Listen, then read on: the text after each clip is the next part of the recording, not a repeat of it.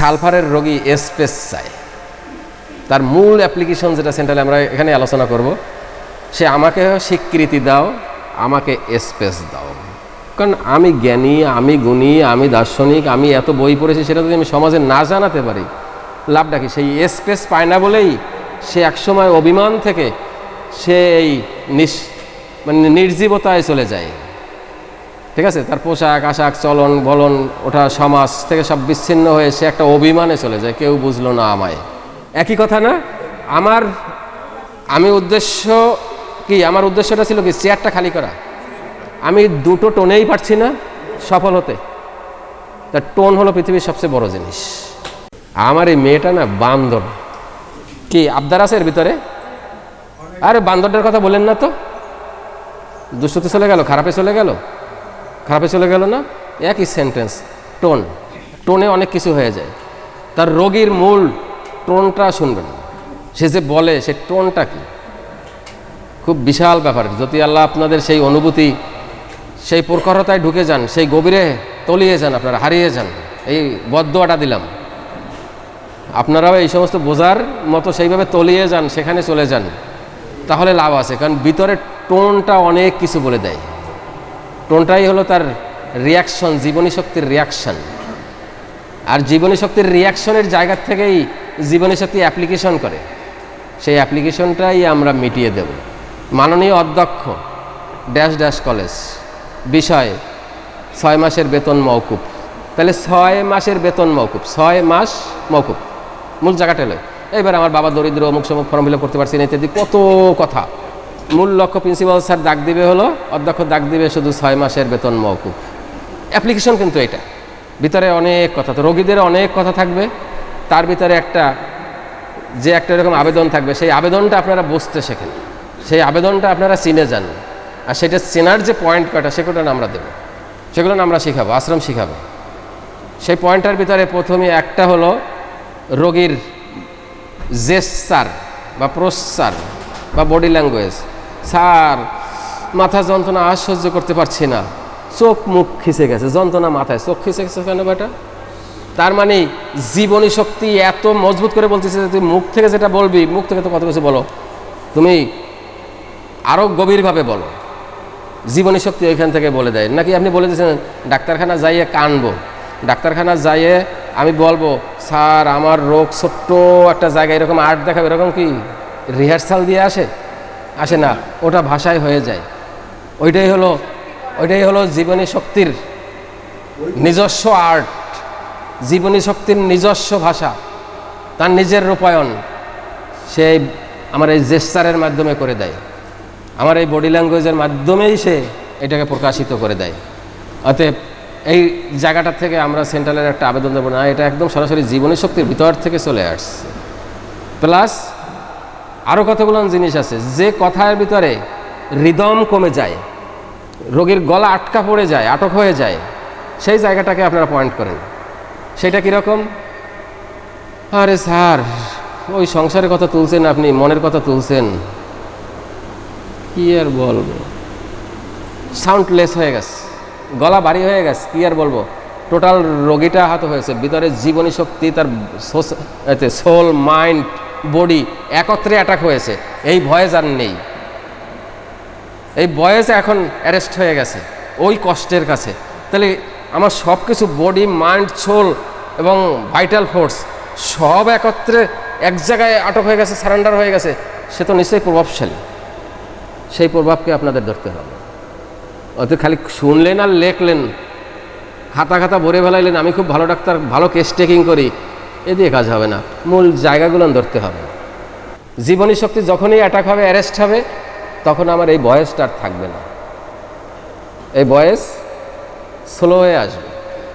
এই ভয়েসের ভিতরে রিদম বোঝেন তো, ছন্দ, ঠিক আছে। আর কম্পনটাকে কি বলে? ভাইব্রেশন। বিশাল ব্যাপার হোমিওপ্যাথির ভাইব্রেশন। রোগীর ভাইব্রেশন বুঝতে হবে, ঠিক আছে। যে কথাটা বললো এর ভাইব্রেটটা কোথা থেকে শুরু হলো, তার ভাইব্রেশনটা কি, এই জিনিসটা বুঝতে হবে। এই ভাইব্রেশন পর্যন্ত যাবো আমরা, আর এক ক্লাসে আসবো। মূল পয়েন্টগুলো কোথায় আমরা কেস টেকিংয়ের মূল পয়েন্টগুলো কী ধরবো, সেখানে ভাইব্রেশন কথাটা আসবে। প্যাটার্ন কথাটা আসবে। প্যাটার্নটা তো বুঝেছেন, প্যাটার্ন বুঝেন নাই? আমার কনস্টিটিউশন, আমার সাপ্রেশন, আমার গ্রিপ সাপ্রেশন বা অন্যান্য সাপ্রেশন সব কিছু হয়ে আমার একটা জামানসার বানিয়েছে না? এই অনুযায়ী আমি চলি না? আমি যা কিছু সার্ভ করতেছি আমার প্যাটার্নে আমি সার্ভ করতেছি। আপনার এখানে এনে দিলে আপনার প্যাটার্নে আপনি সার্ভ করবেন, আপনি চলবেন, আপনি বলবেন, আপনি করবেন, সব কিছু আপনার প্যাটার্নে। এই জন্য হোমিওপ্যাথির ডাক্তার মানে আসলে একজন জ্যোতিষ। তারা সে কোন কথা থেকে বললো, কোন প্যাটার্নটা কি ভিতর পর্যন্ত যায়, যে তুমি কথাটা সার্ভ করলা, তোমার কোয়ালিটিটা কি, তোমার ভিতরটা কি, তোমার ভিতরের রাজ্যটা কি, তুমি ওইখান থেকে এইটা সার্ভ করেছো, তার মানে তোমার প্যাটার্নটা কি, সে প্যাটার্নটা বুঝে ফেলানো যায়। এই জন্য হোমিওপ্যাথি ডাক্তারকে কপাল ভালো, খুব ভালো ডাক্তার হলে আর জীবনে বিয়ে জটবে না, যা করাটার আগে করে নিয়ে তারপরে প্যাটার্ন ম্যাটার্নে আসেন, নাইলে প্যাটার্ন জীবনে মিলাতেও পারবেন না আর বিয়েও হবে না, ঠিক আছে, সাজানোও হবে না। তাহলে রোগীর প্যাটার্নটা বুঝতে হয়। ওই যে আমাদের যে সকালে যে অভিনয় করলো তার প্যাটার্নটা দেখেন, গড়ি একটাই, আবার ব্যাজলেট একটাই, বয়স 83, মাথায় ক্যাপ, আবার পাল্টাই এখন আবার আরেকটা নিয়ে সকালে নিয়ে আসছিল গোস। তার মানে মুকুটহীন রাজা, মুকুট তো লাগবে তার, সে তো রাজা। খুঁজে দেখেন ছোটোবেলায় তালপাতা দিয়ে মুকুট বানাইছে, অথবা কাগজ দিয়ে মুকুট বানাইছে, অথবা কোনো মিছিল মিটিংয়ে গেছে, ওইখানে যাই বলছে তো সারা মিছিলে আমি সমস্ত পরিশ্রম করে দেবো, আমার একটা ওই ফেস্টুন বলে নাকি, এটাকে কি বলে, ফেস্টুন, হ্যাঁ, মাথায় যে দিয়ে অনেক অনুষ্ঠানে যায় না, যে বিভিন্ন কনফারেন্সগুলো চলে, ও যাই আগে ওটা খুঁজেছে, আমার ওর একটা দাও, বললে রাজা রাজা লাগবে। এখন এই রাজার তো শাহজাহানের মতো মূল্যবান ধাতু খচিত মুকুট নাই, এই জন্য সে মুকুট সকালে একটা পরে আসছে, এখন একটা পরেছে, কয় কুড়ি আছে ওনার মধ্যে আল্লাহ মাহবুদি জানে, পাল্টাইতে থাকে সকাল বিকাল। তার মানে রাজার মুকুট তো থাকতেই হবে। এই জিনিসগুলো, এই চোখের দেখার দৃষ্টিগুলো আপনার খুঁজতে হবে, যে রোগীর টোটাল গেট আপ কীরকম, তার টোটাল মডেল কীরকম, তার ভঙ্গিমা কীরকম, তার বসা কীরকম, তার বলা কীরকম, তার ভিতরে কী রিদম আছে, ওখানে কি অ্যাপ্লিকেশন আছে। কারণ সার্ভ করছে তো তার টোটাল, ওই যে আমরা বললাম, কি বললাম, প্যাটার্ন, টোটাল প্যাটার্ন থেকে যা কিছু করে সব তার প্যাটার্ন থেকে করে। এখন এই প্যাটার্ন এমন একটা জিনিস, এই প্যাটার্নের একটা রিদম আছে বা একটা কম্পন আছে বা ভাইব্রেশন, এই ভাইব্রেশনটা যে বুঝতে পারবেন তিনি সাকসেস। এই ভাইব্রেশনটা আর একটু বর্ণনা দিয়ে আসি। ধরেন এইখান থেকে একটা পর্দা টানিয়ে দেওয়া হলো, খেয়াল করেন ভালো করে, একটা পর্দা টেনে দেওয়া হলো, আমাকে দেখতে পাচ্ছেন না। এখন এইখানে আমি খায়ের সাহেব এখানে চলে আসলাম, আমাদের অসীমবাবু চলে আসলো, আমাদের হারুন চলে আসলো, তোমাদের চেনা সব বেশি চেনার লোকগুলো বললাম, আমাদের তবিবুর চলে আসলো, তানিয়া চলে আসলো, দুজন মেয়ে না বলবো স্যার পার্সিয়ালিটি করতেছে, আমাদের টানে নাই। আমাদের মুনতাহা কই, মুনতাহা চলে আসলো, মুনতাহার আম্মু চলে আসলো, এই যেগুলোর সাথে আপনারা সব পরিচিত। এই কয়জন আমরা এখানে বসলাম, বসার পরে এখানে পর্দা দেয়া, এখন এইখানে বসে আমরা এক একজনের লেকচার দিলাম 5 মিনিট করে। আপনারা ওইখান থেকে বুঝতে পারবেন না যে এটা কার লেকচার, কী দিয়ে বসলেন, আমায় তো দেখেন নাই, দেখলেন কি দিয়া, কণ্ঠের ভাইব্রেশন। এইবার ছেড়ে দিলাম যে স্যার এটা তো খুব সোজা হিসাব, ভাইব্রেশন। এবার ভাইব্রেশন বুঝতে আরেকটা জায়গায় যাই, আমরা আরও গভীরে যাই। এবার সবার গলা আপনারা চিনে ফেলেছেন যে এটা তার রিদম বা তার সুর। এবার আমাদের সবার গলা একটা গামছা বেঁধে দিয়ে গলা ফ্যাসে করে দিলাম, অথবা ওই মিক্সার মেশিনে দিলে সাউন্ড পরিবর্তন করে ফেলানো যায়, জামান স্যারের সাউন্ড আরেকজনের নিয়ে যাওয়া যায় মিক্সার মেশিনে দিলে, সেই মিক্সার মেশিনে দিলাম। এখন আপনারা আর সাউন্ড চিনতে পারছেন না, কথা দিয়ে বুঝতে পারবেন না যেই কথাগুলো কার মুখ থেকে বের হয়েছে, পারবেন না, যেই কথাগুলো কার মুখ থেকে বের হইতে পারে, এই তত্ত্ব কথা, এই বড় কথা, এই জোরের কথা, বা এই ছন্দ, এই সাউন্ড বা এই শব্দের যে ভাষাগুলো, এটা বুঝবেন না। এটাই হলো কম্পন, কার মাধ্যমে। তার মানে চিনে ফেলেছি, এই শব্দগুলো জামান স্যারই বলতে পারে, আর কেউ না। এই শব্দগুলো এই তত্ত্ব কথা অমুক বলতে পারে, এই আর কেউ না। তার মানে আপনি তার ভিতরটা চিনে ফেলেছেন না দেখেও। তাহলে আমরা যে রোগীর যে আমরা কম্পনটা শুনবো, ভাইব্রেশনটা শুনবো, সেই ভাইব্রেশনটা এইখানে 500 লোক বসা আছেন, আরও যাচ্ছি ভাইব্রেশন আরও একটু সহজ করে বোঝাচ্ছি। এইখানে 500 লোক বসে আছেন, বিশাল কনফারেন্স, ঠিক আছে। অনেক সময় আমাকে ডাইসে দেখতে পারেন, আমি হয়তো নিচে এক জায়গায় কোনো জায়গায় বসে আছি।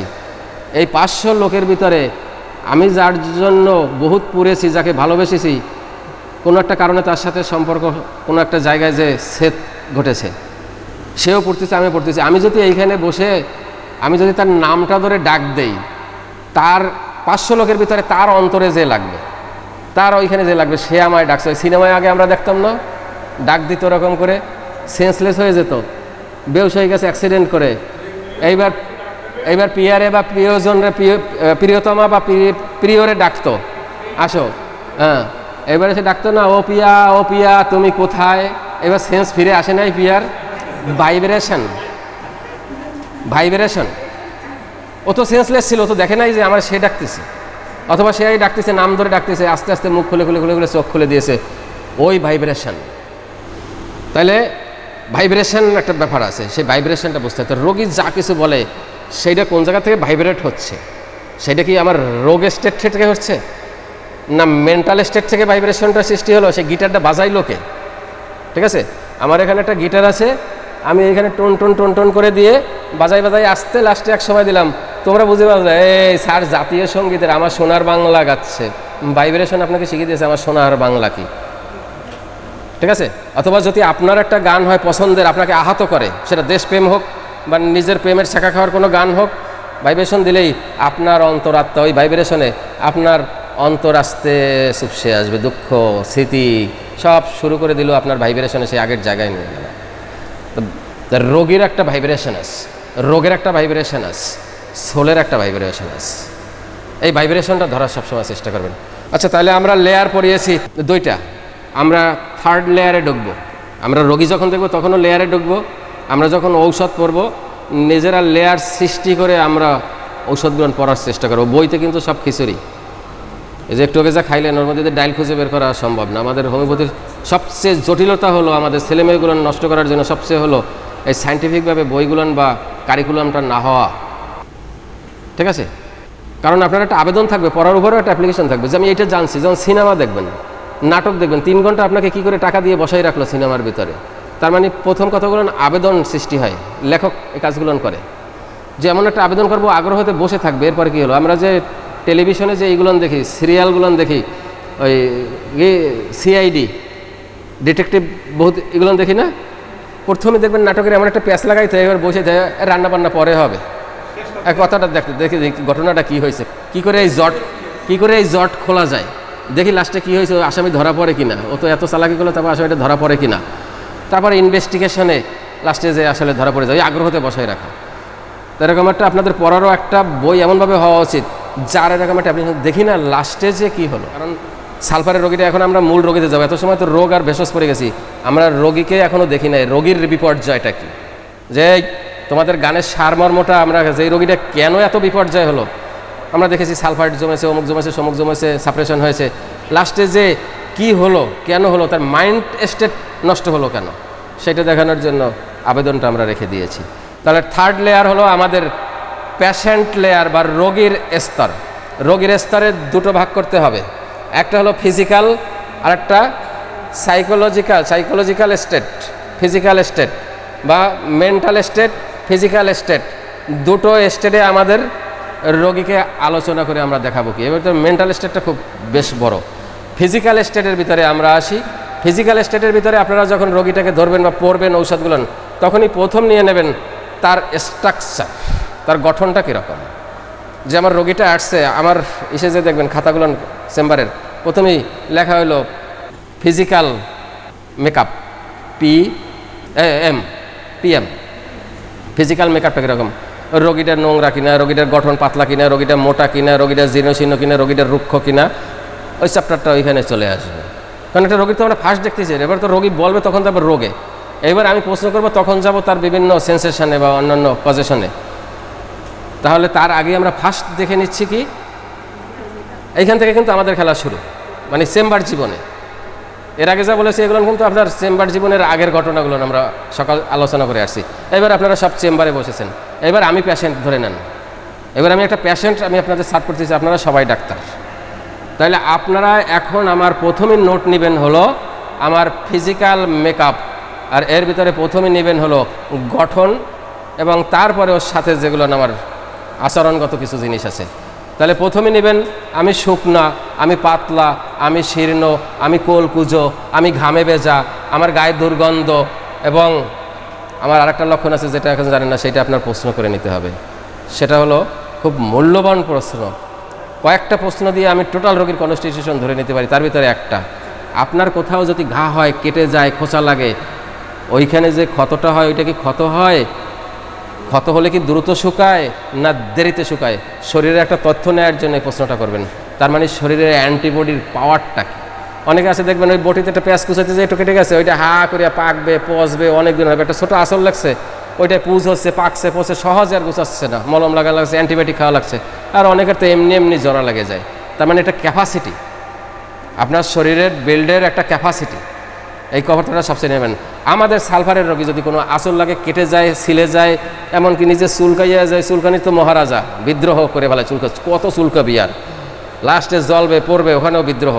ওই চুলকানি যে নখের খ্যামসি ও গুছাতে তার আবার সময় লাগে, ত্বক এত দুর্বল। তার মানে ক্যাপাসিটি নাই ওটাকে গুছানোর। শরীরের ভিতরে অ্যান্টিবডিটা খুবই দুর্বল, ঠিক আছে, ভাইটাল ফোর্স দুর্বল, রোগ আরোগ্য করার ক্ষমতা দুর্বল। অতএব এইখান থেকে এই প্রশ্নটা জেগে নেবেন। তাহলে আমাদের সালফারের প্রথম আমরা গাঠনিক পেলাম, সে হবে শুকনা, পাতলা, শীর্ণ, যেটাকে কঙ্কালসার বলি, যাকে আমরা সকালে অভিনয় দেখেছি। আজীবন আমি দেখতেছি আজকে 36 বছর, ওই রকম শরীরের চেয়ে আর বেশি নেই, ঠিক আছে। এবং ঘামে ভেজা থাকবে না, প্রচুর ঘামাবে, এবং ঘামে থাকবে দুর্গন্ধ।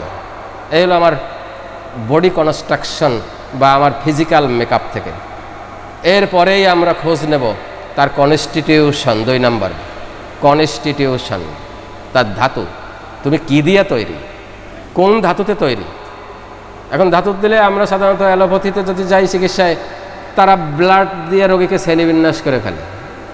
ব্লাডের শ্রেণীবিন্যাস এবি পজিটিভ, নেগেটিভ, ও পজিটিভ, ও নেগেটিভ, এইভাবে করে ফেলে। আমাদের এখানে আর এক মহাসমুদ্রের মতো অনেক যাত্রা, অত সহজে নয়। কারণ কেউ কেউ আছে যে স্যার আমরা 4টে মায়াজম, ওরাও 4টে দিয়ে করে, আমরাও 4টে দিয়ে করব। মায়াজম দিয়ে খুব বেশি দূরে বুঝতে পারবেন না যদি মায়াজমের পরবর্তী ক্রিয়াটুক না বোঝেন। সেই মায়াজমের ক্রিয়াটুক বুঝতে হলে আমার কনস্টিটিউশনে আসতে হবে। কারণ মায়াজম ভেঙেছে আমাকে। কনস্টিটিউশন তো আল্লাহ তাআলা তৈরি করেছে, সব মাটির মানুষ, সবই মাটির। এরপরে আমি যে খেতে তৈরি হয়েছি, তার মানে আমার মাতৃত্ব, পিতৃত্ব, ওইখান থেকে কিছু ট্রেন্ড আমাকে দিয়ে দিয়েছে, কিছু ধারা দিয়ে দিয়েছে। তাহলে মায়াজম শরীরের ভিতরে আমার যে কি করেছে, আমার ভিতরে ধাতুকে ভেঙেছে। এক এক মায়াজম এক এক প্রকৃতিতে ভেঙেছে, ভেঙে দিয়ে এইবার আমাকে যেটা দাঁড়া করে দিয়েছে সেইটাই হলো আমার কনস্টিটিউশন। কাউকে করে দিয়েছে বিলিয়াস, যদি সোরা মায়াজাম চায়, এগুলো তো আলোচনা হয়েছে গত ক্লাসে। যদি সোরার প্রাধান্যতা থাকে তাহলে আমাকে বিলিয়াস তৈরি করে দিয়েছে, ঠিক আছে। তাহলে এরকম বিভিন্ন মায়াজম যে এখন অসংখ্য ক্ষেত তৈরি করে দিয়েছে, এইটা হলে রোগের ক্ষেত্র বা সাবসিবিলিটি, ক্ষেত তৈরি করে দিয়েছে। মায়াজম যে ভেঙে টেঙে দিয়েছে যে তোমায় এখন উদ্দীপক কারণ বা অন্য কারণ বা ভাইটাল ফোর্সের দুর্বলতা আসলেই তোমাকে অ্যাটাক করব আমি রোগে, বা তোমাকে কনস্টিটিউশন তৈরি করে দিয়েছি, এখন কনস্টিটিউশন তোমার হরমোনে ওখানে ডিস্টার্ব শুরু করে দেবে। অথবা তোমার যে খাদ্যগুলো আছে এইগুলো সব ভেঙে দেবে, ভেঙে দিয়ে তোমাকে নিয়ে যাবে ক্যালসিয়াম ডিফিসিয়েন্সিতে। ক্যালসিয়াম ডিফিসিয়েন্সি নিয়ে তোমাকে ক্ষয় করে দেবে, তোমার হাড়, দাঁত, এগুলো তোমাকে লস করিয়ে দেবে। তার মানে কনস্টিটিউশন হলো আমার ক্ষেতটা চেনা। আমি কোন ক্ষেতে আমি চাষাবাদ করছি, কোন ক্ষেতে আমি বীজ বপন করছি, তার মানে ঔষধ বপন করছি, সে ক্ষেতটা সম্পর্কে আমার জানতে হবে। ইচ্ছে মতো নিয়ে বীজ বপন করলে যে কোনো ক্ষেতে অঙ্কুরোদ্গম হবে না। হবে কি? লাল শাকের ক্ষেতে যাই ধান রোপণ করলে হবে না। বীজা স্যাঁতস্যাঁতে জায়গায় ক্ষেত, ওইখানে যাই আমি পেঁয়াজ কেটে দিয়ে লাগালে পরের দিন পছন্দ দেবে, ওখানে আর হবে না। পচা কাদামাটির ভিতরে কুমড়ার বীজ দিলে অঙ্কুরোদ্গম হবে না। তাহলে আমার ক্ষেত আসল, ক্ষেতটা বুঝতে হবে, সেই ক্ষেতটাই হলো আমার কনস্টিটিউশন। তাহলে আমি রোগীর কনস্টিটিউশন বুঝবো।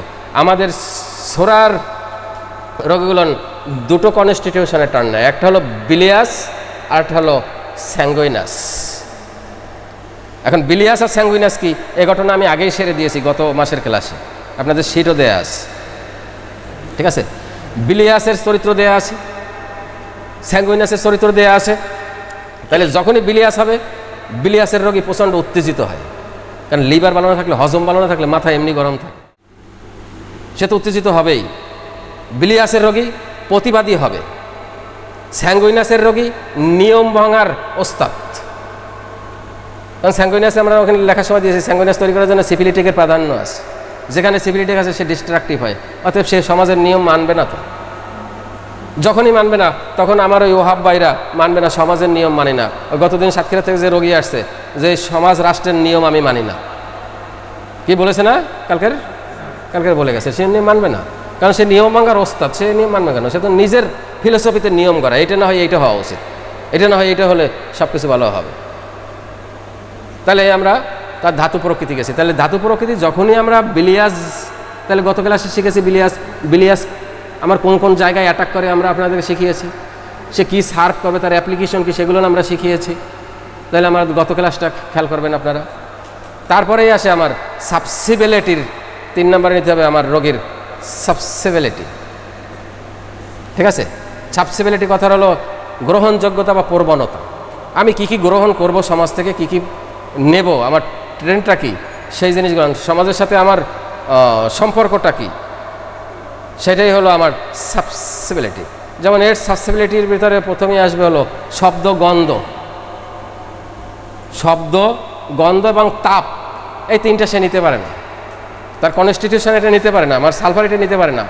সালফার এইখানে ছোট্ট একটা বায়ু দূষণ হলো বা কোনো জায়গা থেকে একটা গন্ধ আসছে, সালফার সবার আগে টেক পাবে। তার নাক এত তীক্ষ্ণ, কি জানি একটা গন্ধ হলো রে, অন্যরা তো চিন্তা করে কই এখন পর্যন্ত নিজে গন্ধে ভরা, অথচ বাহিরের গন্ধে সে প্রচণ্ড সাংসাত্যতা, তার প্রচণ্ড সেন্সিটিভিটি, সে সবার আগে গন্ধ পায়।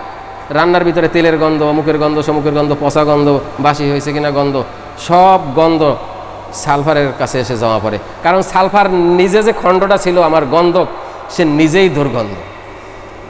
ঠিক আছে, অর্থাৎ এই ক্যাপাসিটিটা তার খুব বেশি, সে পরেরটাও টের পায়, নিজে যেমন সার্ভ করে সালফারের মতো, আবার অন্যেরটাও সে খুব তাড়াতাড়ি আমাদের এখানে নিতে পারে। তাপ সেন্সিটিভিটি, প্রচণ্ড সেন্সিটিভিটি তাপের পরে, কারণ সে তো নিজেই উত্তপ্ত। আমরা ভেষজের সময় দেখেছিলাম সে পোড়া খণ্ড আগুনের ভিতর থেকে, আগ্নেয়গিরির ভিতর থেকে আসছে, তার ওই ইতিহাস আছে। অতএব সালফার নিজেও তাপ সহ্য করতে পারে না, আগুন সহ্য করতে পারে না, জ্বলে ওঠে। আমার রোগীগুলো তাপ, শব্দ এগুলো সহ্য করতে পারে না, এইগুলোর প্রতি প্রচণ্ড সাংসত্যতা শুরু হয়।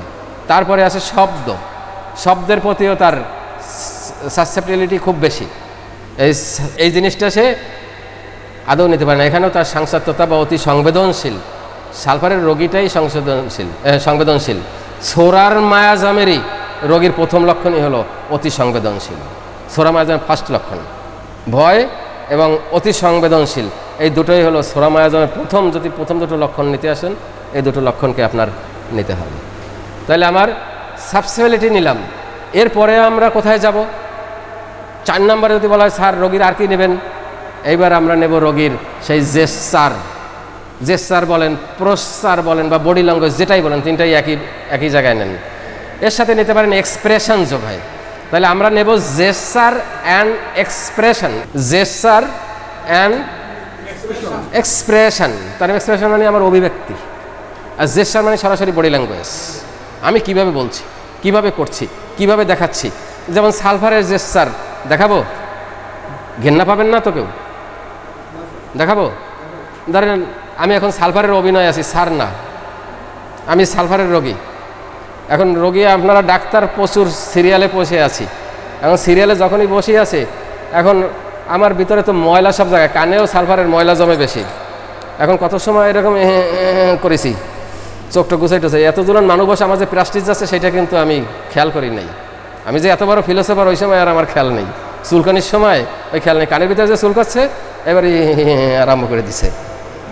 ঠিক আছে, এবার পাঠতেছে না, এবার চাবি, এইবার দিয়া আছে না খিস দিয়া কানের ভিতর থেকে এরকম করে আছে মানুষ আছে, দ্বিতীয়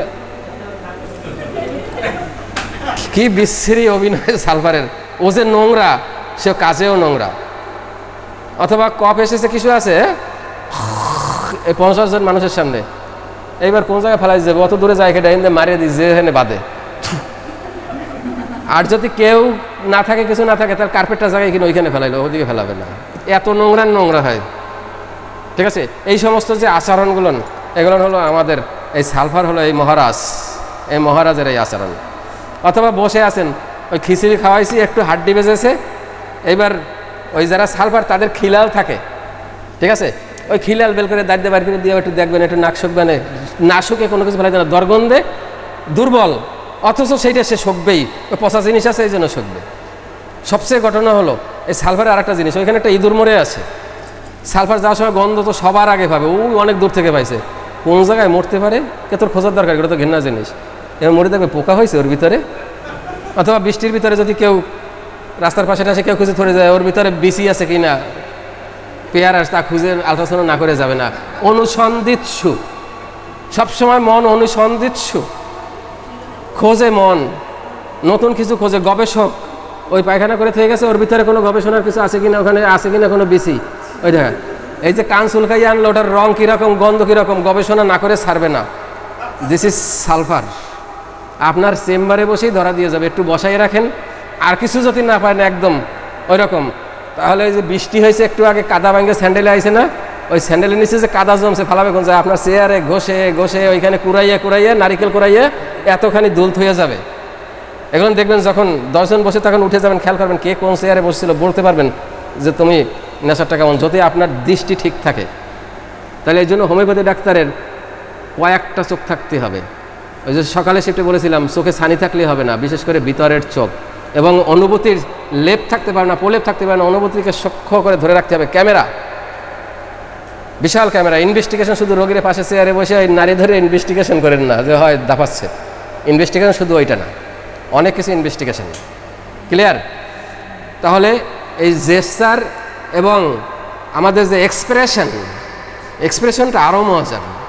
তো সেখানে ঢুকতে আপনাদের একটু কষ্ট হবে। এগুলো তো দেখাইলাম অভিনয়, এগুলো একদম প্র্যাকটিক্যালি দেখা যায় এখান থেকে সচরাচর, কিন্তু এক্সপ্রেশন বোঝা খুব শক্তি। এক্সপ্রেশন বলতে হলে আপনার পিছনের অভিজ্ঞতা থাকতে হবে যে এই এক্সপ্রেশনটা কার অ্যাঙ্গেলে করলো, কোন জায়গার থেকে করলো, কোন জায়গা থেকে ডিফেন্সটা নিল, সেটা ঠিক আছে। আপনি কথা বলছেন হঠাৎ করে একদম চুপ, এতক্ষণ আনন্দ ছিল, একদম হঠাৎ করে দম পড়ে গেছে, কি এক্সপ্রেশন? তার মানে এমন একটা কথা এর ভিতরে সার্ভ হয়ে গেছে যেটা তার লেগেছে, আপনার আমার লাগে নাই। রোগী বসে আছে, হঠাৎ করে আপনি বললেন কি করব, পেপার দেখছো আজকের? আর একজনের কাছে বলছেন পেপার দেখছো আজকের, রূপসা একটা বাচ্চা পরে নৌকা থেকে মারা গেছে। ও যে এত সময় আনন্দ ছিল, ও হঠাৎ করে ওর এক্সপ্রেশন ডাউন হয়ে গেল, একদম মেঘাচ্ছন্ন হয়ে গেল।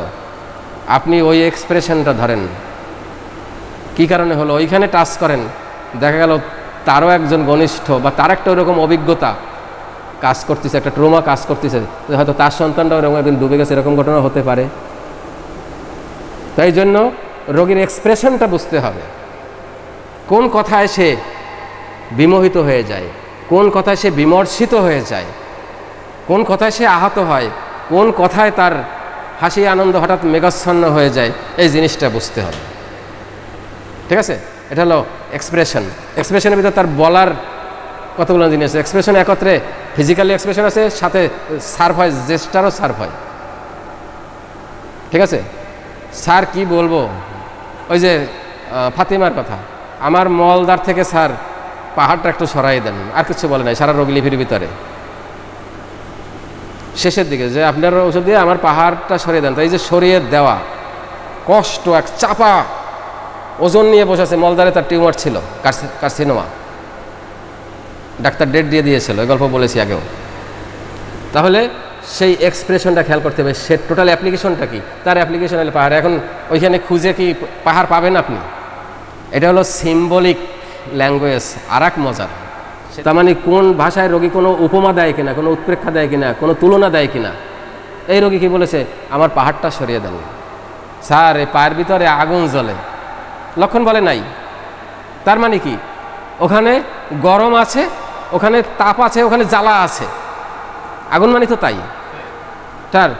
স্যার ওই মনে যেন মরিচ লাগা যন্ত্রণা, উপমা তুলনা, মরিচের সাথে তুলনা দিচ্ছে। স্যার আমার ব্যথাটা, যখনই এরকম কোনো সিম্বলিক ভাষা দিবে, সিম্বল মানে কি তো বোঝেন, ঠিক আছে, যখন এরকম একটা উপমা তুলনার সাথে দিবে, সেই জিনিসটাকে আগে ধরেন।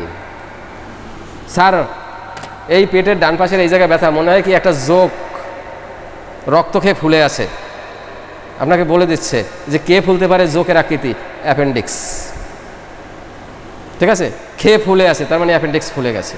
তার মানে জীবনী শক্তি যদি শিক্ষিত হয়, ঠিক আছে, জীবনী শক্তি তো একটা অনুভূতি আছে, সবার জীবনী শক্তির একরকম তেজ না। আমি বলছি এই জন্য জীবনী শক্তি যদি শিক্ষিত হয়, তার মানে অনুভূতি সম্পন্ন হয়, সে এই জিনিসগুলো খুব সুন্দর দিতে পারে, এই সিম্বলিক ল্যাঙ্গুয়েজটা, কারণ সে ওই অনুভূতিটা বোঝে। হ্যানিম্যান এইখানেই বলেছেন ঔষধ তারপরে প্রুভিং করো, প্রথমে আছে পূর্ণাঙ্গ ওইতে সুস্থ, অনুভূতি সম্পন্ন, অনুভূতিকে ভাষায় প্রকাশ করার মতো ক্ষমতা সম্পন্ন ব্যক্তির উপর ঔষধ প্রুভিং করো। কি বলেছে না অর্গাননে ঔষধ প্রুভিং অধ্যায়ের? তার মানে কি, অনুভূতি না থাকলে সে অনুভূতিশীল বুঝতে পারবে কী ধরনের ব্যথাটা হয়েছে। যার অনুভূতি নাই সেই জিনিসটা বুঝতে পারবে না। আর অনুভূতির লেয়ার আমাদের এক এক রকম। আমরা শহরে যখন চলি মাঝে মাঝে দেখি কি সুন্দর শুয়ে আছে, সিটি কর্পোরেশনের মশায় খেয়ে যেয়ে আবার খবর দিয়েছে আর এক ড্রেনের, তোরাও যাই খাইয়ে আয়। আর আপনার মশারির ভিতরে একটা মশা যদি ঢুকে একটু পুন করে যাইতে পারে, এই রবীন্দ্রসঙ্গীত গাইলোকে ওরে থাবড়াইয়া না মারিয়ে লাইট জ্বালাইয়া ঘুমাইতে পারবেন? তাইলে ওর অনুভূতি আপনার অনুভূতি এক। আপনার বাড়িতে জোরে দরজা খুললে আপনার ঘুম ভেঙে যায়, আর রাস্তার পাশে মাইকের হর্ন, ট্রাকের হর্ন, তার পাশেও দিয়ে রিক্সার উপরে পাতা দিয়ে ঘুমিয়ে আসে। তাইলে অনুভূতির স্তরটাও এক একজনের এক এক রকম। কিন্তু আমাদের চিকিৎসকদের এই সেন্সিটিভিটির দুয়ার থাকতে হবে অত্যন্ত তীক্ষ্ণ এবং পাওয়ারফুল, চার্জফুল। এখানে চার্জ যদি লুজ হয়ে যায় তাহলে ঘ্যার ঘ্যার করবে, আর কিছুই হবে না সাউন্ড। কিন্তু দুঃখের বিষয় আমরা সেই কোয়ালিটিটা বাঁচি না। ঘরে মিলে আয় আর পাশ করে যা যাইয়ে চেম্বার দিয়ে যাবো। ভর্তি হওয়ার আগের ডাক্তার কেউ, কেউ ভর্তি হয়ে এই ডাক্তার। এই জন্য হোমিওপ্যাথির কপালে এই দুর্দশা, হোমিওপ্যাথির কপালে এই দুর্গতি আমরা করে দিয়েছি। আচ্ছা, তারপরে আমরা আসি, তাহলে আমাদের জেস্টার গেল 4 নম্বরে, জেস্টার গেল, আমাদের এক্সপ্রেশন গেল।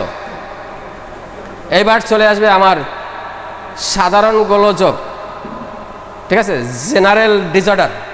সবচেয়ে আশ্চর্য হবেন, আমাদের দেশের যারা আসি এখন এপার ওপার মিলিয়ে, বা বর্তমান হোমিওপ্যাথ যেখানে আসি, আমরা এইখানে একটা জায়গায় আটক হয়ে আছি, একটা ভুল জায়গায় বা একটা দুর্বল জায়গায়, ভুল জায়গায় বলবো না, দুর্বল জায়গায় আমরা অ্যাটাক হয়ে আছি, অ্যারেস্ট হয়ে আছি। সেটা হলো এই জেনারেল সিমটমের অধিকাংশ জায়গায়। জেনারেল সিমটমটা কে সার্ভ করেছে যদি সেটা ব্যাখ্যা দেওয়া হয়, তাই এই লক্ষণকে আমরা অতটা মূল্যায়ন নিতে পারি না। আপনারা যারা ইউটিউবে দেখেন বা বিভিন্ন ফেসবুকে দেখেন বা বইপত্র দেখেন বা অন্য ডাক্তারের কাছে কেস টেকিং ফর্ম দেখেন, বিভিন্ন ফর্ম আপনাদের কাছে আছে, বিভিন্ন ফরম্যাট আছে, দেখবেন কি খাইতে পছন্দ করেন, আছে না? আর এই লক্ষণটাকে আমি কতদূর গভীরতা দিতে পারি, সে আমাকে কতটা চেঞ্জ করেছে, কতটা গুরুত্বপূর্ণ সে, যার পরে আমি ঔষধ নির্বাচন করতে পারি। খুব বেশি ডিপের লক্ষণ নয়। আমি আগেই বলেছি, লক্ষণ কোথার থেকে উদ্গরিত, উচ্চারিত বা অঙ্কুরিত, সেই জায়গাটা ধরতে হবে। বলবে সব মুখে, তার উচ্চারিত জায়গাটা তো অন্য জায়গায়। কোন জায়গা থেকে সার্ভ হয়েছে এগুলো না আমরা বুঝি না। এখন দেখতেছি জিব্বা, এই জিব্বা বার করো, আমাদের দেশে ডাক্তাররা জিব্বা না বার করে ছাড়ে না, ঠিক আছে? কি দেখেন, কতটুকু দেখেন আল্লাহ মাহবুদ জানেন, দেখার প্রয়োজন আছে, কিন্তু আমি অমূলক বলি না, কিন্তু কতটুকু আছে সেটা বুঝতে হবে। এবং পাগলা তুই দেখলি কি, বুঝলি কি, এটাও তো ব্যাপার আছে। হা করাইছো, নারী ধরেছো, বহুত ডাক্তাররা বহুত রোগীদের নারী ধরেছে, তুমি কি বুঝেছো পাগলা, নাকি নিজে কোনো স্পর্শ নিয়েছো, সেটাও বোঝার প্রশ্ন আছে, ঠিক আছে? স্টেথিস্কোপ বহু জায়গায় লাগাইছো, পাগলা তুমি কি বুঝেছো, সাউন্ডে কি রিদমে কি সার্ভ করেছে, কি বুঝেছো, সেটারও বোঝার ব্যাপার আছে। তুমি স্টেথিস্কোপ বিভিন্ন জায়গায় লাগিয়েছো, তাহলে মূল জায়গাটা বুঝতে হবে। আরে জিব্বা দেখেছো, জিব্বায় দেখেছো, তুমি জিব্বায় দেখে কি বুঝবো? তুমি জিব্বায় যা হয়েছে সব পাকস্থলীর খবর ওইখানে লিখিত হয়েছে, পাকস্থলীর ভাষা, পাকস্থলীর সাইনবোর্ড। এখন তুমি জিব্বা দেখে বোঝো, পাকস্থলীর দিকে যাবা না, খোঁজ নিবা না, শোনবা না, সেই কেস টেকিং দিয়ে কোনো লাভ হবে না। তাহলে আমি যেটা, যার জন্য উদাহরণটা আসলো, সেটা কি, যে লক্ষণ সব মুখে বলবে, কিন্তু সার্ভ করেছে কে লক্ষণটা, সেই জায়গাটা বুঝতে হবে।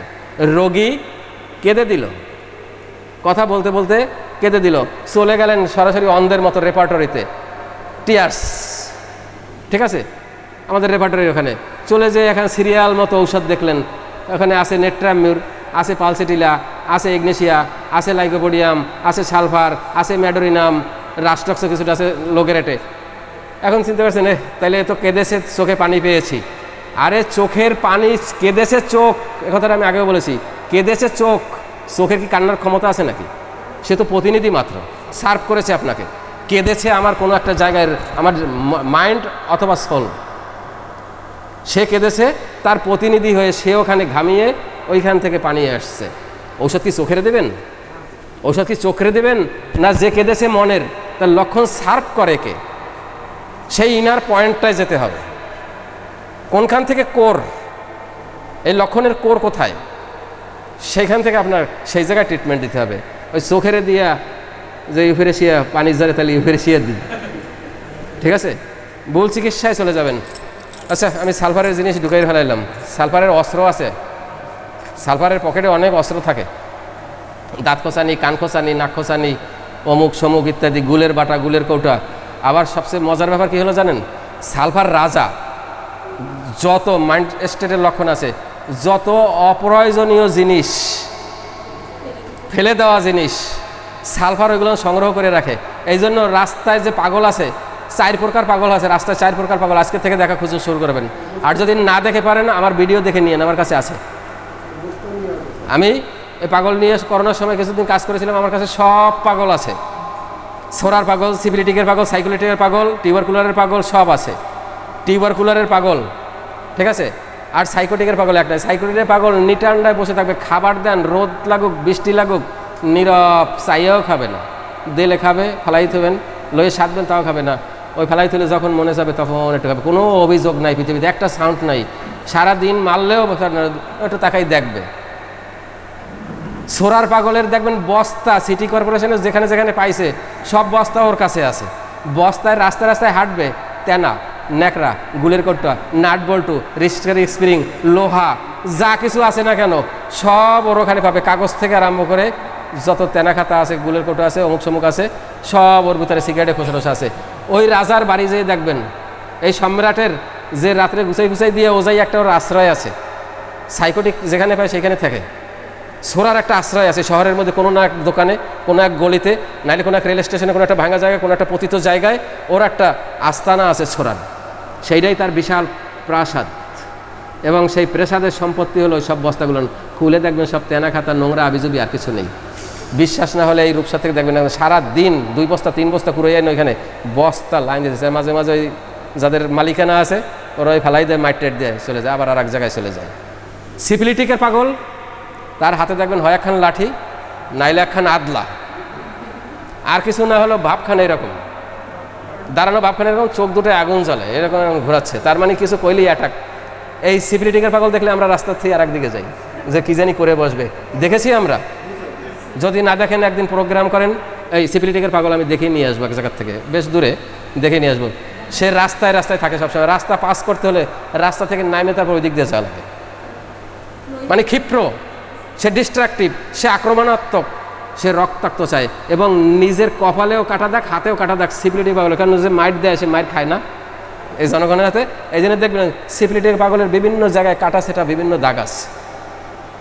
আর সোরার পাগলের এই দাড়ি, এই চুল, মাঝে মাঝে এখন ইয়াং এক ধরনের ছেলেরা আছে, ধরে কেসি দিয়ে কাটি কুটে গোসল টোসল করায়। করাইতে কি মহা ঝামেলা হয়, কি যুদ্ধ হয় দেখেছেন। করবেই না, কাটবেও না চুল, গোসলও করবে না, আছে না? এই আবার যিনি অন্য পাগল, তিনি ড্রেনের পানিতে কাপড় ভিজাই, এই বাংলাদেশ বেকারি পিটিআইয়ের মোড়, ঠিক আছে, ওইখানে একটা স্ল্যাব ভাঙা আছে, দেখবেন প্রায় এই ঘরে গেছে আসছে না, ওইখানে একজনে কাপড়ের ফালাই দিয়ে দেয়, উঠে নিগড়ে মাথায় দেয়। আবার আরেকজন আছে কালো ল্যাংটায়, রূপসা থেকে হাঁটবে ফেলে, হ্যাঁ, দৌড়ে রেজের পরে থাকে। কিসের জন্য? এক পাগল ওইখানে রৌদ্রে ঘুমাইয়ে রয়েছে, তাপ টাপ কিছু টের পাচ্ছে না। একজনের শহরের সম্পূর্ণ সিটি কর্পোরেশনের মেয়র সাহেবের চাকরি করতেছে, ময়লা টোকাচ্ছে। আর একজনে মস্তান, ক্ষিপ্র, কিছু বললেই কাম ঘটাই দেব। কিসের জন্য হয়? কনস্টিটিউশন। মায়াজামে সে ভেঙে দিয়ে কনস্টিটিউশন ওই করেছে, সেই কনস্টিটিউশন হয়েছে। এইটা হলো প্যাটার্ন। এটাই যে প্যাটার্ন আগে বলেছি সকালের ক্লাসে, প্যাটার্নটা কি রোগীর, এইটাই হলো প্যাটার্ন। সোরার প্যাটার্ন, ময়লা কুড়াও, বস্তা করো, সম্পত্তি গুছাও। সোরার যদি বাড়ির পাশে রোগী থাকে, আশেপাশে চলে যাবেন, ও দাদি আমার একটা গুলের কৌটো লাগে, দাঁড়া দিচ্ছি। ওর বাক্স খুলে একটা গুলের কৌটো বের করে দেবে। কাশির ঔষধ খাইছে 10 বছর আগে, 4 আউন্সের একটা বোতল, ফেলাই না, ও কাজে লাগবেই, ও বোতলটারে সে রেখে দিয়েছে, ঠিক আছে। কোনো কিছু একটা, ওই যে এখন তেলের ক্যানগুলো বাংলায় টান দিলে ওই একটা আংটার মতো উঠে আসে না, ওই আংটাটা ছিঁড়ে হাতে আসছে, ও ওটারে ফেলাই নাই, ও রেখে দিস, যদি আমার পর্দা টর্দায় কোনো সময় কিছু লাগে টাকে, কিছু লাগে, ওটাকেও রেখে দিয়েছে। পৃথিবীর সব ফেলনা জিনিসরে সে সম্পদ মনে করে, এই সম্পদে সে রাজা। এই জন্য আমি বলেছি সালফারের রোগী হলো মুকুটহীন রাজা। অর্থহীন মুখেঠীন রাজা, কিন্তু মূলত সে দরিদ্র। সে রাজা শুধু তার চিন্তা চেতনায়, তার ফিলোসফিতে সে রাজা। ক্লিয়ার? আচ্ছা, তাহলে সাধারণ গোলযোগের কথা বলছি, যে জেনারেল ডিসঅর্ডার। এই জেনারেল ডিসঅর্ডারের আমরা দুটো ভাগ করব। জেনারেল ডিসঅর্ডার বলতে সাধারণত অন্যান্য সবাই নিয়ে যায় খাদ্য, ঘুম, পায়খানা, প্রস্রাব, ঋতুস্রাব এই পর্যন্ত নেয়। খেয়াল করেন কি কি নিচ্ছে, আছে ওখানে, আছে না?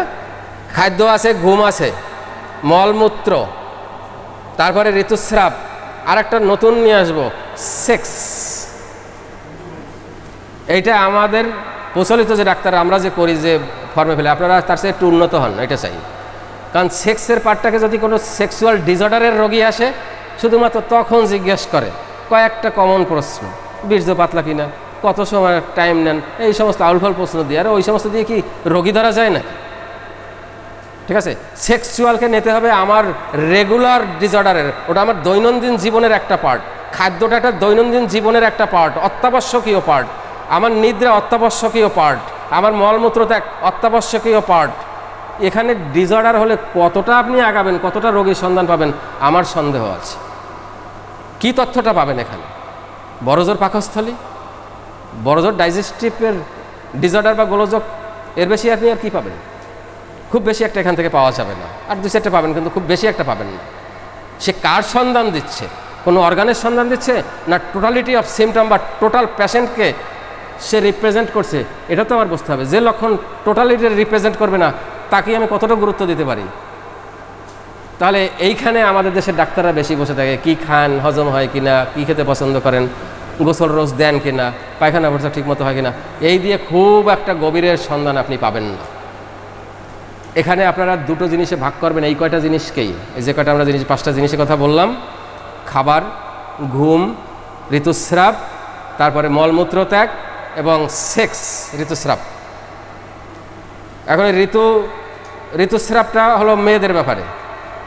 আবার ওই কেস টেকিংয়ে ঋতুস্রাব ছাপাই দিয়ে আবার পুরুষরা জিজ্ঞেস না আপনার ঋতুস্রাব ঠিক মতো হয় কিনা, এই কাজটা করে না। যেহেতু ফর্ম ছাপাই নিছেন, জিজ্ঞেস করতে করতে ওরাও জিজ্ঞেস করে না ফেলেন না ভুলে, এই ওই কথা জিজ্ঞেস করে ফেলাইলে ওই যে একবার ডাউন হবেন রোগীর কাছে, আর জীবনে উঠতে পারবেন না। অতএব একটু সতর্কও থাকেন না। আছে আমাদের কেস টেকিং ফর্ম, আমার কাছেও আছে, আমাদের এই স্যাররাও কিছুদিন আগে কিছু পেয়েছেন, বিভিন্ন জায়গায় বিভিন্ন জনের ছাপানো আছে, তোমার কেস টেকিং ফর্মটা আমার দাও না, আমি ওইটা দিয়ে করবো। দেখা যাচ্ছে ওইখানে ফর্মেট ইচ্ছে মতো ছাপাইয়ে নিছি, ঠিক আছে, ছাপাই নিয়ে ওই কমন প্রশ্ন ওই গদ বাধা ধরে জিজ্ঞেস করে, হ্যাঁ হ্যাঁ ঠিক দেয়। এই কাজটা করতে চান না। স্লিপ করে যদি ওরকম চলে যায়, এক প্রশ্ন আর এক গ্রুপের কাছে চলে যায়, তাহলে কিন্তু খবর হয়ে যাবে। আচ্ছা, সেক্সুয়াল কথাটা একটু বলে নেই। সেক্সুয়ালটাকে বললেই আমরা লজ্জা পাই, দ্বিধা পাই, সংকুচিত হই। এটা সংকুচিত না, এটা দৈনন্দিন পার্ট। ঈশ্বর আপনাকে সৃষ্টির সাথে সাথে একটা জিনিস আপনাকে দিয়ে দিয়েছে, এবং একটা সময়ের উদয় হবেই, এবং সেই সেক্সুয়ালিটির কারণেই পৃথিবীর মানুষের অস্তিত্ব বা পৃথিবীর অন্যান্য প্রাণীর অস্তিত্ব টিকে আসে শুধুমাত্র এই সেক্সুয়াল। এটাকে একেবারে মেডিকেল সায়েন্সে এসে এটাকে লজ্জা বা দ্বিধার ভিতরে ফেলে দেওয়ার কিছু নেই। হ্যাঁ, সৃষ্টির জগৎ টিকে আছে আমার এই সেক্সুয়ালিটির জন্য। অতএব সেটা একটা দৈনন্দিন পার্ট। সেখান থেকে তার কোনো ডিসঅর্ডার আছে কিনা, তার কোনো গোলযোগ আছে কিনা, তার কোনো ডিফিসিয়েন্সি আছে কিনা, তার কোনো ওভারনেস আছে কিনা, সেগুলো সব আপনারা খুব সুন্দর করে জেনে নেবেন। এখন অতিরিক্ত ওভার সেক্স যাদের, সেই লোককে তো আপনি ঘরে বেঁধে রাখতে পারবেন না। ঘরে বেঁধে রাখলেও তার কল্পনার ভিতরে অসংখ্য ছবি ঢুকে যাবে, তাকে ঠেকাবেন কি করে? অনেক পরিকল্পনা হয়, অনেক মাস্টারবেশন হয়, নিজেকে সহ্য করার মতো না করার জন্য ওইখান থেকে রোগী হয়ে যায়। সেই জিনিসটাকে আমরা লজ্জায় ঢেকে রেখেছি, ওইটাকে আর আমরা তুলি না। অতএব এইটাকে আপনারা তুলে নিয়ে আসবেন। এখন আমরা যে এই সেক্টর কয়টা বললাম, 7টা সেক্টর বলেছি, 5টা 6টা, আরেকটা নেবেন এর সাথে পরিবেশ। পরিবেশের সাথে আপনার সম্পর্ক, পরিবেশের সাথে আপনার সম্পর্ক, এটাই জেনারেলের ভিতরে নিয়ে নেবেন। তার মানে আমি তাপ সহ্য করতে পারি না, গরম সহ্য করতে পারি না, বৃষ্টি সহ্য করতে পারি না, গ্রীষ্ম সহ্য পারি না, আমি বর্ষা ঋতু আসলে অসুস্থ হই, আর একজনে শীতকাল আসলে অসুস্থ হয়, আর একজনে গ্রীষ্মকালে অসুস্থ হয়। এই প্রকৃতির সাথে আপনার সম্পর্ক ভালো নেই। কেন নেই? আপনার তো করা উচিত ছিল, কারণ আপনি এই প্রকৃতিরই আর একজন উপাদান। আপনার এই প্রকৃতির সাথে ম্যাচিং করেই আপনাকে তৈরি করা হয়েছে। বাংলাদেশের মাটি, আপনি আবহাওয়া, জলীয় হাওয়া, এর সাথে আপনি বড় হয়ে উঠেছেন, কিন্তু আপনি সেটা নিতে পারছেন না। বুঝতে হবে আপনার কোনো জায়গায় একটা বিশাল ডিসঅর্ডার ঘটে গেছে। বিশেষ করে আমার বডি ফ্লুইড সেক্টরে কোনো ভাঙন লেগেছে, কোনো ডিফিসিয়েন্সি ঘটে গেছে। এখন যার সোডিয়াম ভেঙে যাবে, তার এক ধরনের হবে, যার ক্যালসিয়াম ভেঙে যাবে সে প্রকৃতির সাথে আর এক রকম সম্পর্ক হবে, নিতে পারবে না। যার ভিতরে আমাদের এই সালফারের মতো সালফাইড সাপ্রেশন হবে, সে তাপটা নিতে পারবে না, কারণ সালফার নিজেই সাপ্রেশন মানে তাপ নিতে পারে না, খনিজ সালফার গন্ধক। আমার রোগীর ভিতরে আমার সালফার ঢুকে গেছে, সেও তো গরমটা নিতে পারবে না, সাথে সাথে ওইখানে ফুসফুস করে ফায়ারিং হবে, তাপ জ্বলে উঠবে, চুলকানি বেড়ে যাবে, অসুস্থ হয়ে যাবে।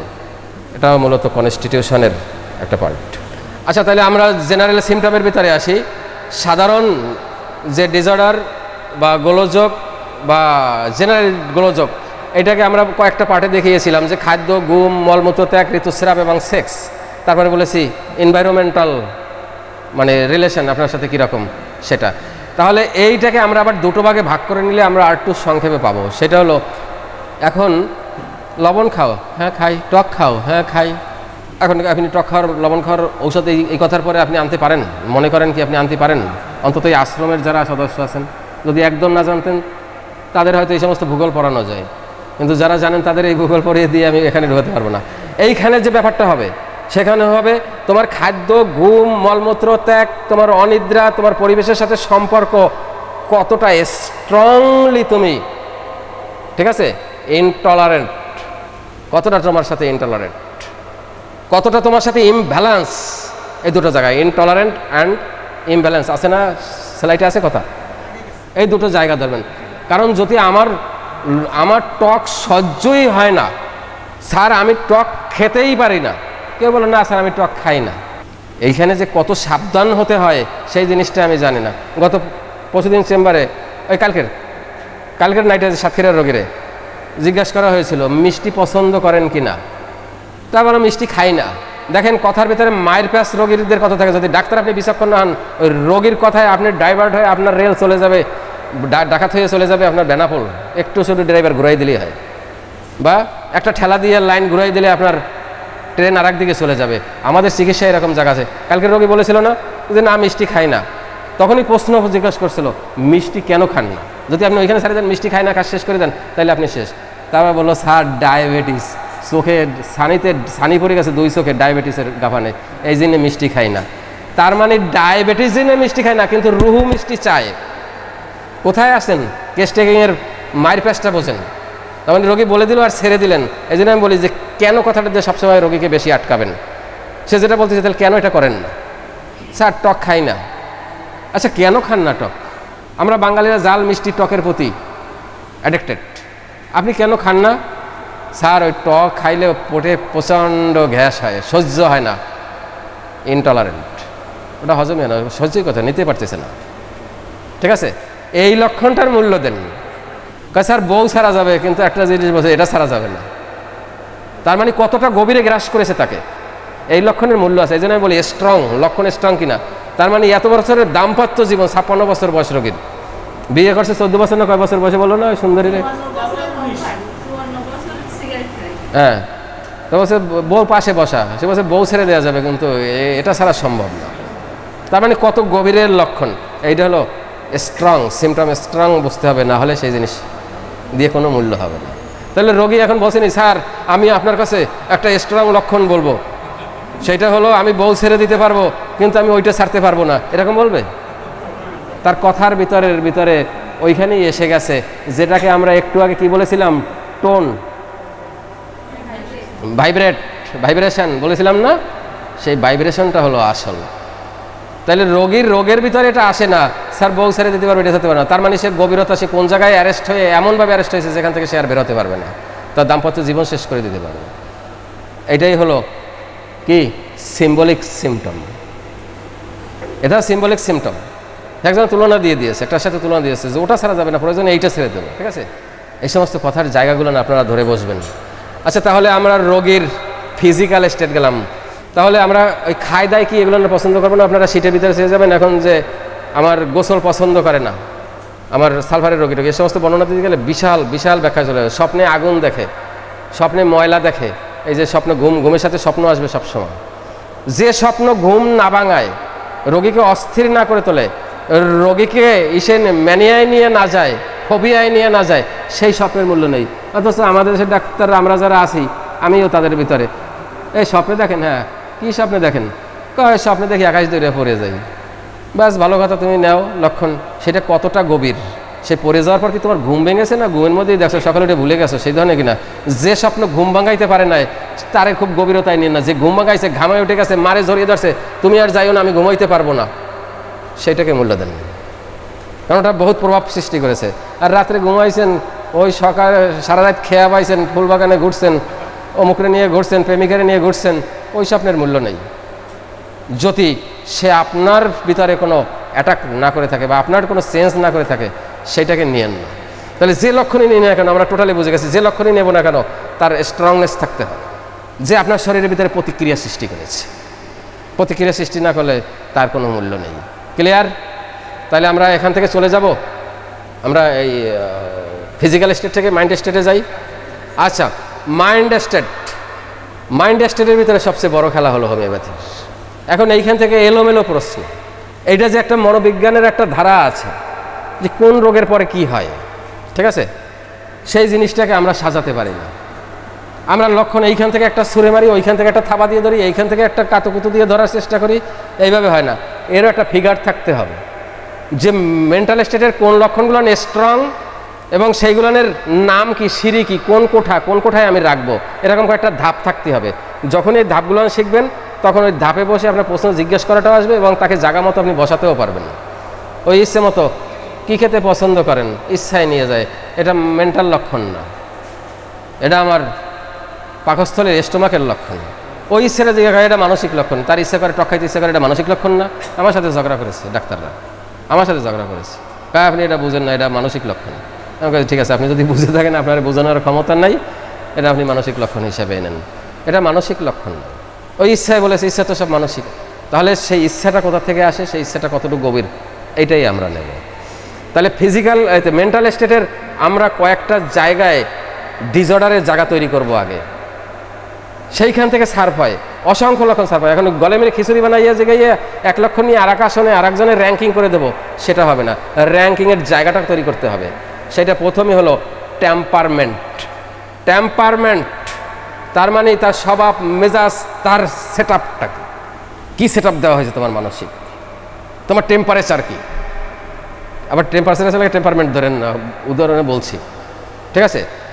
সেটা হলো সে আত্মগর্বিত, সে এক রেখায় একঘেয়েমি যেটা আমরা বলি, আমাদের সালফারের রোগী সেটা হয়, চিন্তাশীল এবং তত্ত্ববাদী বা তত্ত্বপ্রবণ রোগী, ঠিক আছে। তত্ত্বপ্রধান হচ্ছে মূল আসবে এক রেখা এবং আত্মগর্বিত, এই যে কথাটা বেশি আসবে হলো এখানে। একঘেয়েমি আর টেম্পারমেন্টটা, ওর টেম্পার ভালো না, একঘেয়েমি লোক যা বলবে তো বলবে, ওখান থেকে সরবেই না, কোনো যুক্তি দিয়ে ওরে ভাঙাতে পারবে না। দিস ইজ টেম্পারমেন্ট, ঠিক আছে। তার টেম্পারেচার কতটুকু, তার স্ট্রংনেস কতটুকু, সে কী ধাতু দিয়ে তৈরি, এইখান থেকে প্রথম ধরবেন মেন্টাল। 2 নম্বরে হলো পার্সোনালিটি। মেন্টালের আর একটা শাখা নেব আমরা, পার্সোনালিটি, ব্যক্তিত্ব।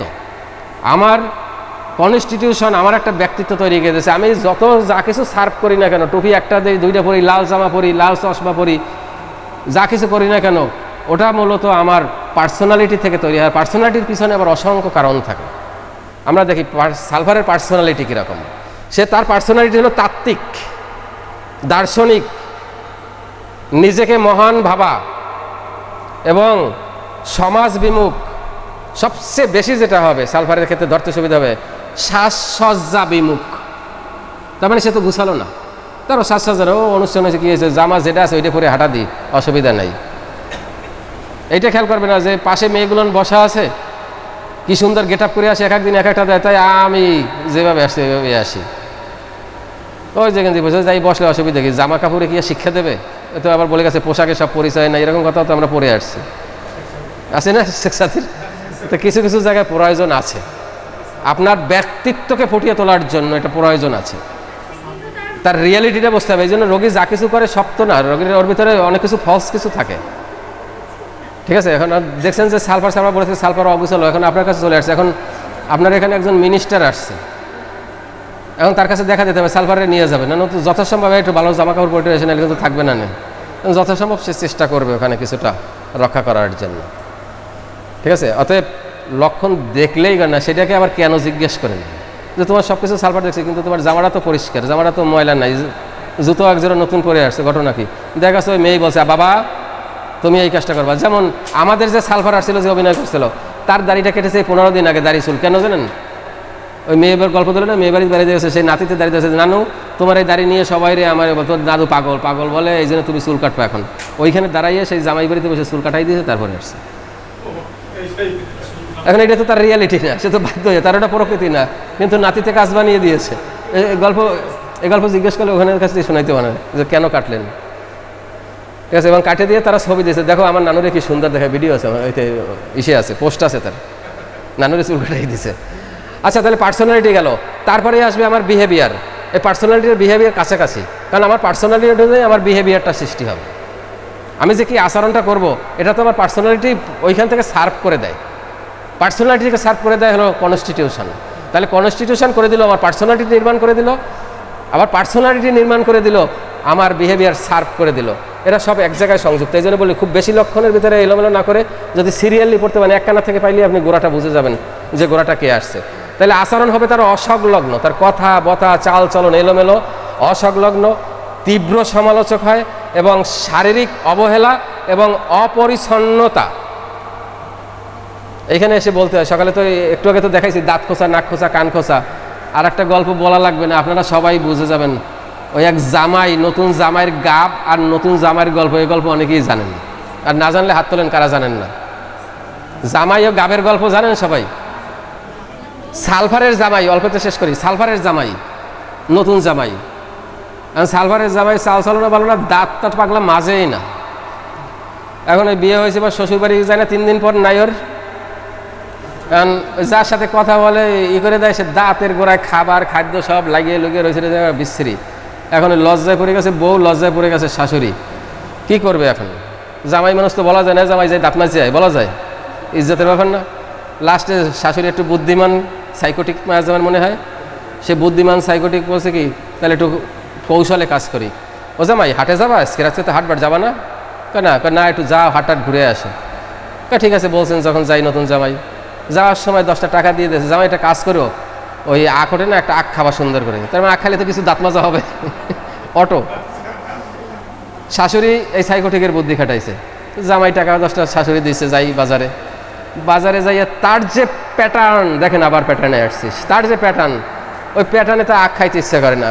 সে চিন্তা করে গাব আছে নি বাজারে, দেখি কোথাও। এবার খুঁজতে খুঁজতে হাটের পিছনে যাইয়ে পাইছে গাব। মানে গাবের কুড়ি কত? গাবের কুড়ি 2 টাকা। কথা দেখ করে দাও, পাগলা ওইখানে বসে ইচ্ছে মতো গাব খাইছে। কারণ গাব খাইলে দাঁতে তো ছাতা আরও আছে। এটা হলো প্যাটার্ন। তাইলে ওই যে যেখানে যাবে তার প্যাটার্ন নিয়েই সে সেখানে যাবে, ওটা ঠেকানো যাবে না। আচ্ছা, যাই হোক, তাইলে আমরা বিহেভিয়ারটাও জানলাম, যে বিহেভিয়ারটা মনে হয় পার্সোনালিটি যেটা সেট আপ দিয়ে দেয়, যেটা সার্ভ করতে বলে, সেটাই বিহেভিয়ারে সার্ভ হয়ে যায়। আমাদের এ প্রচণ্ড সমালোচক, প্রচণ্ড নোংরা এবং অসংলগ্ন, এই সমস্ত জিনিস দিয়ে তার একটা পার্সোনালিটি আছে। তারপরে যাব আমরা ইমোশন, ঠিক আছে? এটা আমার মাইন্ড সেক্টরের খুব একটা বড় লক্ষণ, একটা স্ট্রং লক্ষণ, যে আমি আসলে ইমোশনাল কিনা, নাকি আমার ইমোশনকে আমি চেক দিতে পারছি, আমার ভাইটাল ফোর্স বা আমার জীবনী শক্তি বা আমার ভাইটালিটির বা আমার কনস্টিটিউশনের কতটা ক্ষমতা আছে, সেইটা প্রকাশ করে আমার ইমোশন থেকে। ইমোশন মানে আবেগ। তার মানে সালফারের রোগী ইমোশন ধরে রাখতে পারে না, ইমোশনের স্তর একেবারে ভাঙা। কথা বলতে হঠাৎ করে এত জোরে চেঁচাই মেঁচে উঠবে, এমন একটা শ্রাব্য ভাষা করে দেবে যে আপনি চিন্তাও করতে পারবেন না, মানে হঠাৎ ক্ষিপ্র ওঠে, পাগলের মতো হয়ে ওঠে। তার মানে তার হঠাৎ রাগ, হঠাৎ বিরক্তি চলে আসবে। এবং কেন হয়? তার এই ইমোশন বা আবেগ নিয়ন্ত্রণে সে ব্যর্থ হয়ে যায়। এই ব্যর্থতার কারণে সে ধরে রাখতে পারে না তার মেজাজ, তার ইমোশন, এটাকে ভেঙে ফেলে। তারপরে আমরা আরেকটা জিনিস নিয়ে আসব, সেটা হলো আমাদের দেশে ডাক্তাররা এটা জিজ্ঞাসা করে, ভয়। আরে বেটা, ভয় কেউ না কেউ কোনো না কোনো জায়গায় আমি ভয়ে আটক, ঠিক আছে? সেটা কতটা আটক, কতটা আটক ভয়? ভয় তো সবারই ভয় আছে। মানুষের ইজ্জতের ভয় আছে, মানুষের সাপের ভয় আছে, মানুষের আগুনের ভয় আছে, মানুষের পানির ভয় আছে, ঠিক আছে? অনেকের অনেক রকমের ভয়। ভয়ের মূল্য আছে, আমি বলি, ভয়ের মূল্য আছে, এটা আমিও বলি। এখন যেখানে ভয় পাওয়ার সেখানে ভয় পেতে হবে না, সেখানে ভয় পেতে হবে না। কিন্তু আমি ভীত নই, কিন্তু সিচুয়েশন তৈরি হয়েছে। এখন ঘরের ভিতরে আমি সাপ ভয় পাই না, কোনো সময় না, আমি সাপ জীবনেও ভয় পাই না। কিন্তু আজকের রাত্রে আলমারি খোলার সময় এখান থেকে একটা সাপ লাফ দিয়ে পড়ছে, খুঁজে পাই না। আর কোন জায়গায় ঢুকে গেছে, তলায় মলায়, ফ্রিজের না নয় তলায়, খাটের তলায় না কোন জায়গায়। এখন রাত্রে সহজে ঘুম হবে? এখন যদি কেউ বলে তুমি তো সাব্যে তো তোমার লেখেসিস মারতেই হবে, এটা হবে না, এইটা হওয়ার জায়গা না। ভয়েরও জায়গা বসতে হবে, সেই ভয় তাকে কতটা তাকে নিয়ন্ত্রণ করে। ওই যে একটু আগে বলেছিলাম যে লক্ষণ কতটা গভীর, কতটা প্রতিক্রিয়া সৃষ্টি করে সেই ভয়ে। এখন ফসফরাসের ভয়, সন্ধ্যা হলেই তার একজন সাথী চাই, সে একা ঘুমাতে পারবে না। একটা ছোট 1.5 বছরের বাচ্চা দেন, 3 দিনের একটা বাচ্চা দেন, ওই বাচ্চার সাথে একটু কেনুই ঠেস দিয়ে অথবা পায়ে পায়ে একটু মিশিয়ে দিয়ে শুয়ে দিয়ে ঘুমাই আছে, সুন্দর ঘুম পড়ছে, নাহলে ঘুমাইতেই পারবে না। এই ভয়ের মূল্য আছে, তার প্রতিক্রিয়া সৃষ্টি আছে, তাকে অনিদ্রা রাখবে, এইটার মূল্য আছে। ভারত থেকে যে রোগীটা এসেছিল, সে সাপের ভয় পায় না আটকের ভয় পাইছিল, আটকের ভয়। সে রুমের ভিতরে ঢুকে, এরই ভাই বয়স্ক রোগী, হ্যাঁ, সে ঢুকে চিন্তা করছে, এরকম দেখতেছি কী খুঁজতেছে, এখান থেকে বেরোনোর জায়গা দেখতেছি, তার মানে আটক হওয়ার ভয়। সেটা বড় মানুষ, ভারত থেকে বাংলাদেশে আসছে, এইখানে এসে ডাক্তারখানা কোন জায়গা থেকে বের হবে, আরে তুমি যে এখান থেকে ঢুকছো ওইখান থেকে বের হবা। তার মানে সে মনে করছে এর ভিতরে গেলে আটকে পড়বো কিনা, বন্ধ হবে কিনা, পড়ে যাবো কিনা, এই ভয় মূল্য আছে। আমি বড় রোগী পেয়েছি, চেনা জায়গা, তারপর ঘর থেকে পারি না, যদি হারিয়ে যাই, তার মানে এই যে ফবিয়ায় পেয়ে বসে, এই যে ম্যানিয়ায় পেয়ে বসছে, এইগুলানের মূল্য আছে। এই ভয়, ফবিয়া, ম্যানিয়া প্রায় এক জাতীয়, জায়গাটা বুঝতে হবে যে কোনটা কারে কতটুকু টাচ করলে ম্যানিয়া হবে, কতটুকু টাচ করলে ফবিয়া হবে, কতটুকু করে ডিপ রুটেড ফেয়ার হবে, কতটা জেনারেল ফেয়ার হবে, এই জায়গাগুলো না আপনাদের বুঝতে হবে, ঠিক আছে। এখন ছোট একটা বাচ্চা, আমরা চাইল্ডহুড ট্রমা বলেছিলাম, একটা উদাহরণ দিয়েছিলাম যে ছোট একটা বাচ্চা 3, 4, 5-এ পড়ে, কোনো জায়গায় কোনো এক আত্মীয়র দ্বারা ছোটোকালে ধ্বংসিত হয়েছে, অ্যাটাক হয়েছে। এখন সেই ভয়তে বিয়ে করেন এরকম রোগী আমি পেয়েছি, যে পুরুজাতি খারাপেরা অ্যাটাক করে, সেই যে ভয়, সেই যে ম্যানিয়া, সেই যে ফোবিয়ায় ঢুকে গেছে, সেইটা এখন আর জেনারেল ভয় নয়, সেটা এখন ফোবিয়া। এর মূল্য আছে। চিকিৎসা তখন সব ফালাই থেকে এই সমস্ত জায়গায় আপনাকে ঔষধ দিতে হবে। তাহলে যে ভয়টা বড় কথা বলুক না কেন, ফবিয়ার কথা, ম্যানিয়ার কথা, সেটা ঢিপ বুঝতে হবে। সাধারণ ভয়টা আমরা নেব না।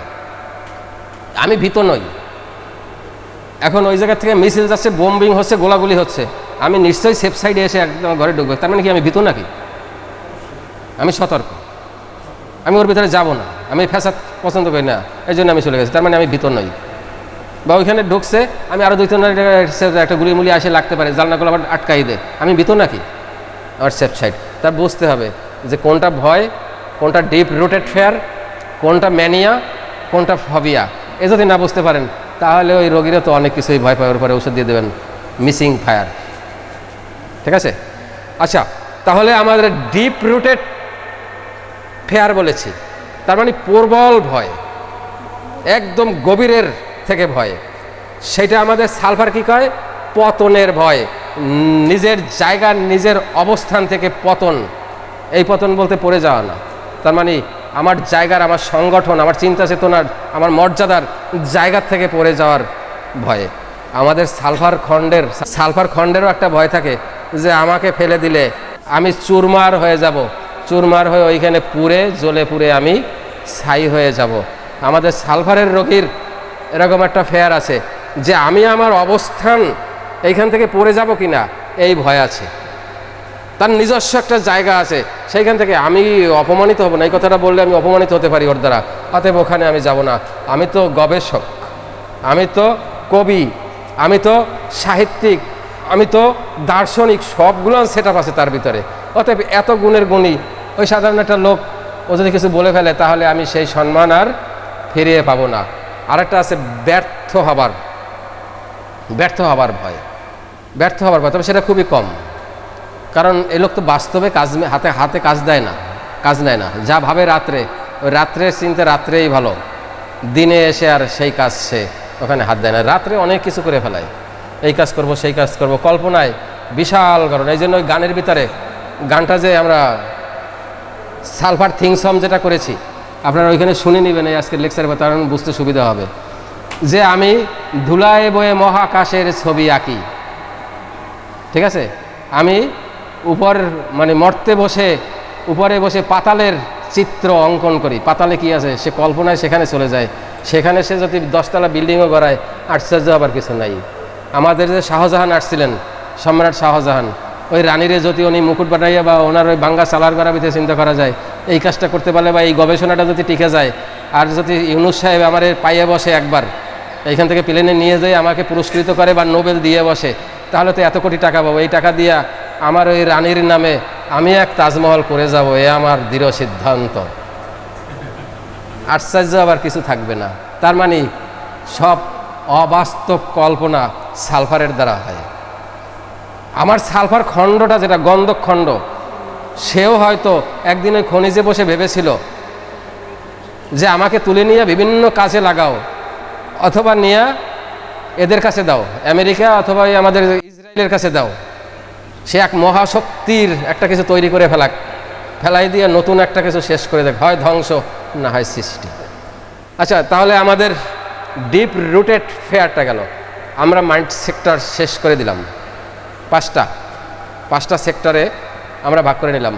এইবার আমরা আমাদের নতুনত্ব জায়গা, আরেকটা জায়গায় চলে আসবো, যেটা হ্যানিম্যান বলেছেন আমরা হোমিওপ্যাথি যারা আছি তারাও করি, কিন্তু এই মিলিয়ে একত্রে খিচুড়ি করে করি। এটাকে আমরা ভাগ করে ফেলেছি মাইন্ড অ্যান্ড সোল। আমরা সোল স্টেটে যাব।